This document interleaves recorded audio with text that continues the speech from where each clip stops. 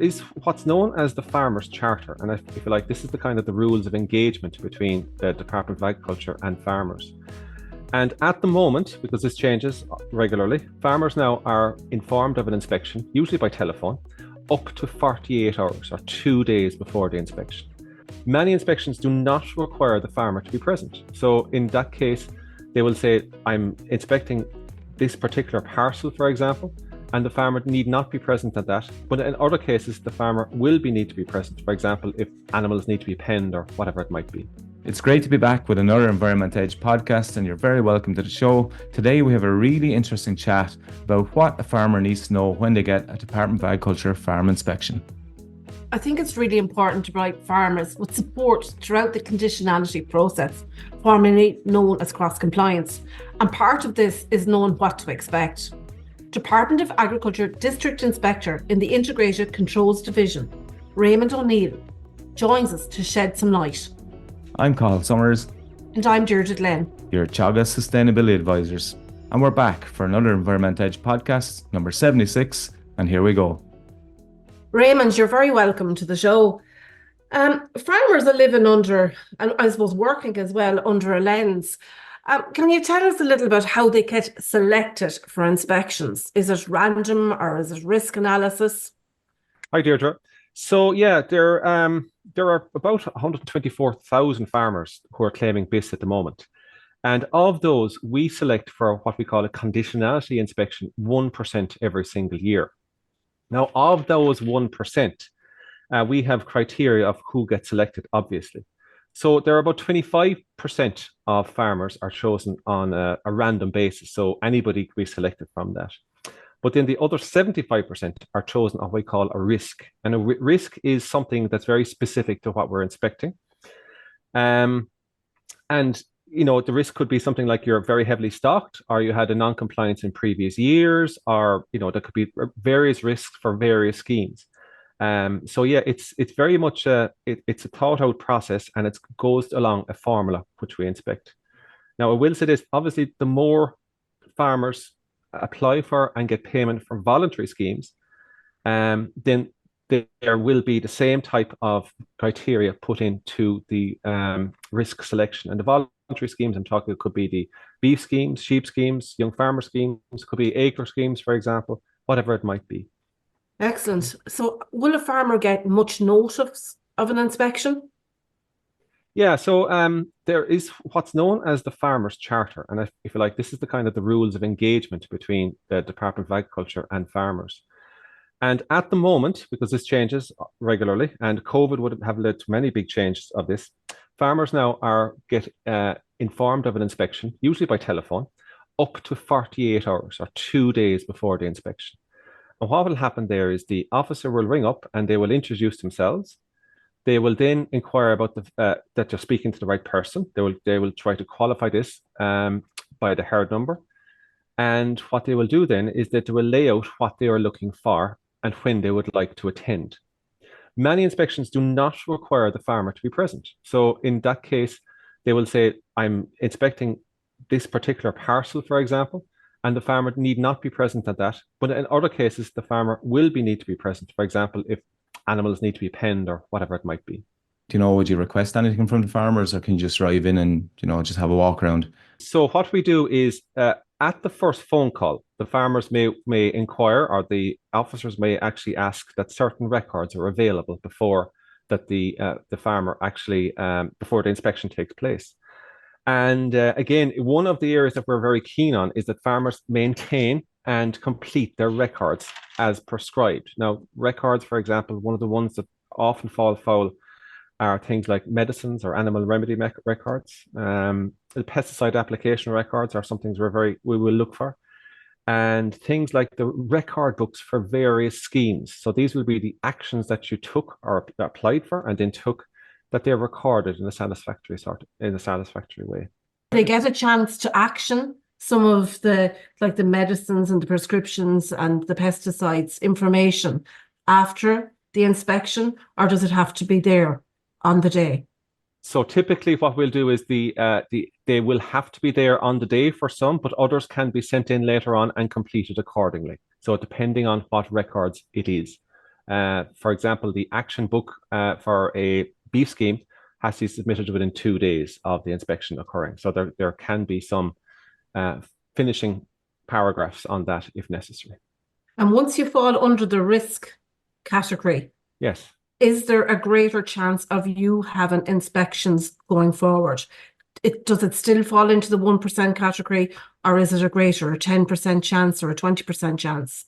Deirdre, I can't give the exact percentage, but if you have a non-compliance in the past, for whatever reason, then the chances of you getting inspected again are much higher, because now you are in a risk category. And as I said to you already, 75% of all inspections, give or take, are selected on a risk basis. And one of the things that we are quite insistent on is that when a non-compliance is found, that by the farmer using your services in Teagasc, that is remedied and a solution is found. Now, what we don't want to do if we go back in again, that the same non-compliance exists. Obviously, if it were to occur the second time with nothing have been done, the consequences of that are a little more serious than just finding it the first time. And once the farmer then gets notice of an inspection by telephone call, etc. Now, I do know that some of the inspections, the inspector just comes to the farm. There's no notice. But where there is notice, is there flexibility with time and dates then for the inspection? So the vast majority of inspections stick to the 48-hour notice. There was a thing in the past before COVID where some of the inspections were no notice. People just used to arrive and start the inspection. Okay. That's largely gone now. So farmers will have notice. With regard to the day and the time, there is always flexibility. So if the farmer wants to be in attendance, then he or she will work with the officer to say, look, the afternoon suits me or the morning suits me, and they can work together to arrange a suitable time for both. As I said, though, in many cases, the farmer is not required for the inspection. And again, that there's obviously much more flexibility in that case. Good to know. A lot of our farmers, I suppose, myself and Deirdre are on farms every day, and look, same as yourselves, but a lot of our farmers would have known conditionality as cross-compliance inspections. If you're sitting on a farm now and maybe you've had an inspection before or never had one before, what does it look like when you do arrive on the ground? Or so again, if you're doing a conditionality inspection, conditionality inspection is a kind of an overarching look at the entire farming's operation. And it's basically split down into two parts, okay? And these two parts are what we call the standard management requirements, and they are called the good agricultural land in good agricultural environmental condition.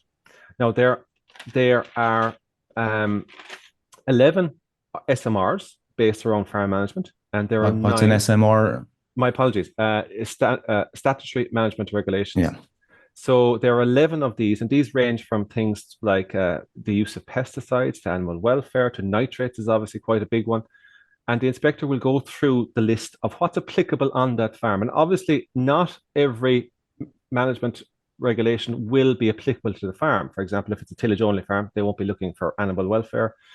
If it's an animal-only farm, they won't be looking for ploughing dates or pesticide records, perhaps, or whatever it might be. So it is really down to what the inspector finds on the day and when they're out there.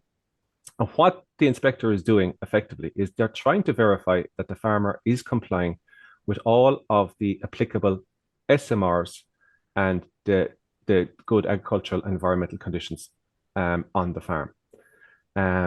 So that's effectively what they're doing. So what they're doing is they are checking, because the Department of Agriculture is listed at what they call the paying agency. So our role, in effect, is to provide on-the-spot checks, and if there is an issue, to provide a system of payment reductions. Now, typically the payment reductions are quite small, but after that, to take account of things like, is the non-compliance, is it a negligence? Is it something that just happened and may not happen again, or the farmer wasn't directly at fault for? Or was it an intentional act that the farmer did know that something was clearly out of line, but continued anyway? And as I said to you already, if there was a reoccurrence or a repetition of breaches, we'd like to look to see, have those occurred on a farm also, and to take the appropriate sanctions if that's necessary at that case. So there's different level of penalties then associated with the different, whether there's intent or negligence? Yeah, so absolutely. So negligence is the lowest level, and typically there a farmer will be sanctioned maybe 3% of their BIS application. Okay. Now that varies between 1 and 10% depending on what farmers find, or maybe there's multiple issues and they all could add up together, for example. An intentional act then is something that the farmer did know about, and if you like, it is a more serious offence in our book, and it will be sanctioned accordingly. And I said to you previously, there is such thing as reoccurrence, where we did spot something wrong in the past, and on the second time around, it was still wrong. Then again, that would carry also a serious, more serious sanction if that were to be found. Now, the amount of times it's found is actually relatively rare because people act on the first instance. So thankfully, that's not something we come across in a big way. How much time, Raymond, would an inspector give before a second visit, I suppose? How much time would a farmer have to correct maybe an issue, or does it vary on the problem that's found? It varies quite a bit. The farmer, again, going back to what we call the risk, the farmer will go into the risk category if they find something. And it could be a period of years or 1 year or months, depending on what they find. So there's no hard and fast rule on that. But the farmer must be aware if there's a non-compliance, especially a serious non-compliance found on a farm, then the likelihood of a second inspection is quite high. And if if you do come across an issue with them, maybe it's minor to moderate, are they on a kind of a radar then for the next number of years, or do you kind of have a hot list, or what way does it work? I wouldn't call it a hot list now, but they certainly will go into what I call the risk category. So immediately what we will do is we will advise farmers to talk to somebody like yourselves, because whatever the non-compliance out there, there is a range of solutions in order to correct that problem. And some of these problems might be quite minor, and the financial outlay might be quite small in fixing those. But we will advise people, look, to talk to their advisor, find a solution, and to correct the non-compliance. And that's probably that's what we do advise people in all situations to do. And it's better that is done before we come back out and find the same thing wrong again. It's important then for farmers to know that their scheme eligibility is hinged on these SMRs and GAC regulations. Mm-hmm. So there's two types of schemes, just not to go into too much detail, but there are what we call the Pillar 1 schemes. Now, the Pillar 1 schemes currently are called BIS. They used to be called BPS, before that SPS, and back through time called different things. So they also consist of things like the eco schemes, the CRIS, and the ANC schemes. They're linked to conditionality. But a farmer can also choose what we call a voluntary scheme. Those being beef schemes, sheep schemes at the moment. The young farmer scheme is up and running. And again, were farmers to apply for those, then obviously they have their own terms and conditions. And there's a list of requirements that we go and look for once we're out on farms. And we inspect those very much like the conditionality. So there is a risk list, and we will go and we will look at both random and risk cases and look for the different actions that we require to have happened on farm to comply with the terms and conditions of the scheme, so we may pay them. And again, I'd like to point out the value of these schemes is extremely high. Last year, for example, Department of Agriculture, as the paying body for the EU, would have paid about 750 million euros every single year just for the Pillar 1. So that's BIS, CRIS, etc. And about the same amount of money for Pillar 2 schemes. And there would be ANC, acres, sheep improvement scheme, suckler cow schemes, etc., etc. So the amount of money going on farms is quite high. And I suppose the bottom line is our role is to verify that this money is being spent in the right way. Look, a lot of our farmers are really reliant on that money as well, so it's vitally important. If you ever came across a farmer, say, that wasn't drawing down the money on BIS or formally basic payments, so yes, they weren't claiming back to their money there, and I suppose you'd often penalise their basic payments, but if they or their BIS, if they didn't have that, what happens in that situation? So the regulations on this obviously come from legislation. So our route stems from specific national legislation. So conditionality and the rules therein are the farmers are subject to conditionality regardless if they apply for BIS or not. What the difference is the means of penalising in a non-compliance situation. So we have a number of different bodies who report to us, and each of those bodies can instigate their own proceedings against the farmer if they find breaches of the conditionality rules. So again, it mightn't be the sanctions might be different, but the rules and conditionality and good agricultural and environmental condition still remain, regardless of if the farmer draws a BIS application or not. Yeah, end up in court kind of job, I suppose. Well, we've seen some examples. That would be the worst case situation, but yeah, that is possible that the farmer could fall foul of conditionality, and because they have no BIS application, then they could find themselves in front of a judge, and obviously nobody wants to go down that road. So farmers are subject also, I suppose, to county council inspections or fisheries inspections, and they report to you as well. So there's a cross-reporting mechanism there? Yeah, so we have a cross-reporting mechanism. There are actually 5 different agencies that cross-report into us, and those are inland fisheries. Obviously, they'd have an interest in one particular in water quality. Other Department of Agriculture divisions, be it the veterinary side or the whatever, report to us. National Monuments report to us. National Parks and Wildlife, they're very keen on hedgerows and hedgerow removal. And obviously local authorities are taking a very proactive stance at the moment with regards to on-farm pollution. So any of those 5 bodies can send in what we call cross reports, and then we can act then on that information that they find on the ground. So once the farmer gets the call from the inspector on the day, what should it do to prepare for that if they've got 48 hours notice? So I suppose what we would like to do for a farmer outside of the inspections, but inspections included, is what we would like is for farmers to routinely evaluate their farming practices.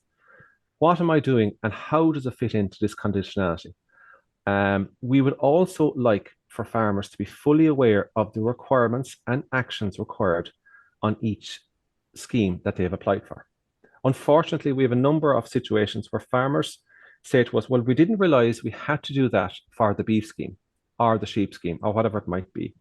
And again, that should be gone through in detail before we arrive to know, have they the correct actions in place and what are the requirements? And the last one, to repeat again, that we would like to see the records maintained and have them fully completed. And I know that records and farmers sometimes don't see eye to eye, but it is an important part of farming at the moment. So things like your medicine or animal remedy records, your pesticide records is frequently one that we find issues with. And as said to you before, your action record books for whatever scheme you might be in need to be completed and fully available once we get on farm. And that'll take a lot of the stress of finding this, that, and the other once we're out on farm, away from farmers, that all of these are ready to go. We love our administration on farms, all right. I can imagine. Yeah. That's why we have good shoe boxes to keep all those records in. Yeah. But a quick one, I suppose, so after the inspection is done, you leave a report obviously behind you and the farmer has to follow up on it. Does the farmer kind of sign off on the report, or what way does it work? And I suppose what's in the report, as in, what's your kind of top 3 or 5 issues that you come across that you'd like farmers maybe to tackle? Okay, so before the officer leaves the farm, then the farmer will be told of a number of what we call possible non-compliances. And the farmer can sign that form to ensure that they're, and they can get a clear explanation from the officer of what they found and maybe the non-compliance is found, etc., etc. Okay. Then the farmer has a period of 2 weeks to reply to that, to say, on thinking about that, I think, and further information can be given. Okay. So nothing will happen for 2 weeks. The sanction will not start to kick in for 2 weeks. So there's a little period of time there for the farmer to have a think about just what happened. Okay. So Raymond, by not signing the document on the day, it's not prejudicing the farmer. Not at all. No, not at all. Brilliant. But they're typically invited to sign it, and so everybody is aware of what happened, and the farmer is accepting this is what happened, this is what was found. Okay. But there is a 2-week window before the sanction, and the farmer can send in information if he or she so wants to do so. And only then will what we call the formal notice be sent to the farmer, giving the full outcome of inspection and any sanction that might happen. Now, sometimes the formal notice, or in a lot of cases, is clear, and we say, yeah, we're absolutely happy that everything you're doing and the scheme that we are inspecting is as per requirements, and everybody goes about their business, and the world rolls along. And that happens in a surprisingly high amount of cases. I think farmers always think of the worst case scenarios, and the truth is the opposite. Most of our inspections are clear, and I think that's important to note. And the second part of your question was, Cathal? Yeah, what are the big hitters that you kind of come across sorry, regularly? that was it. Yeah. Okay. I suppose it's a dual thing. So what are you finding on farms, and equally our listeners that are listening now, kind of what are the top things they could be focused on before you hit the farm even maybe?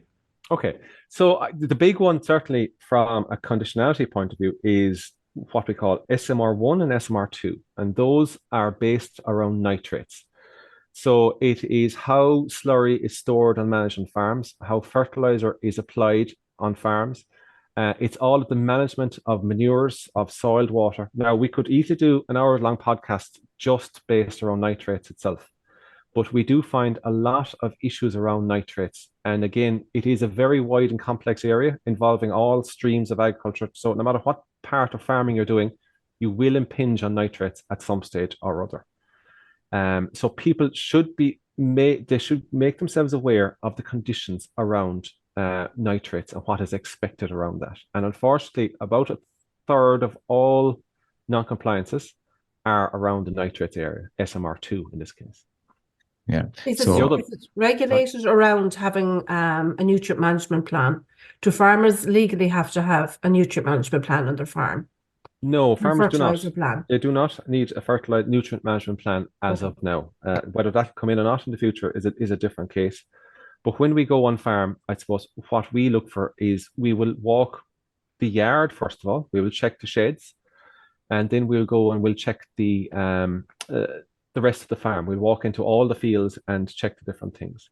Another issue which we find a bit is hedgerows that have been removed. Again, that is a clear non-compliance. And another one is we find a bit is improper use of pesticides for whatever reason, or the records that are associated with that also make up quite a few of the non-compliances. So they are probably the top 3 that we find on a conditionality inspection. So the big ones then, maybe lack of slurry storage, maybe spreading slurry or fertilizer wrong times of the year, probably slurry, and then the pesticides. And yeah, so they're the big kind of hitters. I think for our listeners, we're definitely going to have to get you back if you're interested to kind of have a chat about the nitrates, just to give, I suppose, our listeners a rundown. Probably won't have time today, but if for a conditionality inspection, is there anywhere where farmers can, I suppose, get some information on what they need to look for before an inspection? Do you have a handy website, or should they go to their advisor? There is a very good website, and there is also a very good book out, which is entitled Explanatory Handbook for Conditionality Requirements. And again, it's a very clear book, lots of clear graphics, lots of pictures of the right way and the wrong way to do things. And I would encourage all farmers to acquire one of these booklets and go through it and pick out the individual ones. And as I said to you before, not all SMRs apply. For example, a very small proportion of farmers are involved in special areas of conservation. And that has 2 SMRs, all of it, their very own, that therefore won't apply to you immediately. So pick out the ones that apply to you. And again, marry that then with what you're doing on farms and see, are you doing it the right way and as per the booklet outlines? But again, I would always encourage farmers to talk to their advisor and insist on their advisor coming out to do a farm visit, because you can't beat boots on the ground. And an advisor can easily come in and see a situation that can be relatively easily remedied if they're out there. But obviously, if they're not, then that can't happen. So we would encourage people to engage with their advisory service, and they do a very, very good service in that point of view. They can spot things that the farmer may not spot, and that will save the farmer an awful lot of trouble in the long run. And Raymond, they have a right to appeal also, don't they, the decision once it's made? They do. They've actually a few different routes to appeal. So there's 2 reasons, I suppose, the farmer will feel hard done by. The first one would be that they didn't feel the procedure was correct or appropriate or forgiving. And the second one is they may disagree with the decision itself. And they can submit, and this is all very clearly laid out in the letters that are given to farmers. They can submit a review or appeal. And what review appeal will do is that they will look for a complete overview of the entire inspection, from the process through to the sanction, through to how the sanction was calculated. And if they're still dissatisfied, then there is a system of going to the Agricultural Appeals Office. And again, there's a whole system of what they can do there. So there's a number of different layers if they feel they've been hard done by. And it does happen from time to time, occasionally. And so there's a number of different routes the farmers can go if they feel unjustly treated or unfairly treated. Good to know. Thanks, Raymond. No, Raymond, I think it's clear from our chat today that, look, when you come on farm, just to work with you, try and resolve any issues that may have been identified. Don't shy away from it. Certainly don't duck your head in the sand. Work with your local advisor. Try and educate yourself on what you're looking for. And I think the last 25 minutes of conversation, you certainly filled us in a lot on what we should expect and how we should prepare, and I suppose how we should deal with what you've come across and work with you. And I'd just like to say a really enjoyable conversation. I think you fill in a lot of gaps for us and our listeners this morning, and we hope to have you again on the show. Thank you very much for joining us. Thank you. So there you have it. Tune in next time to hear some more interesting chats and discussion. Myself and Deirdre will be back in 2 weeks' time, but do give us a review on Apple and Spotify or wherever you get your podcasts. Thanks for listening to the Environment Edge podcast. Chat to you soon.